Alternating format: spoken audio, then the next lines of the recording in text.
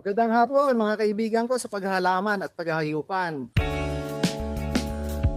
Ngayon ay kasalukuyan nasa Paras Rizal tayo para dalawin ang isang customer natin na gumagamit ng ating isang produkto, ang Fertilife. Siya po ay magugulay at may mga tanim din sa mga punong kahoy. At makikita ninyo, berde-berde ang kanyang mga halaman dito, ang kanyang mais at saka ang kanyang avocado. Ano po? Ang Fertilife po ay pwede nyo i-apply singly o kaya pwede nyo samahan ng paborito nyong insecticide para patayin ng insekto. Ano po? Maglagay ng 300 ml na Fertilife sa bawat knapsack ng tubig. Ito po ay good for 1,000 square meter na ng maisan. Ito po ay ina-apply 3 days, 12 days at saka 30 days after transplanting. Ang Fertilife ay isang plant and soil biostimulant. Madali lang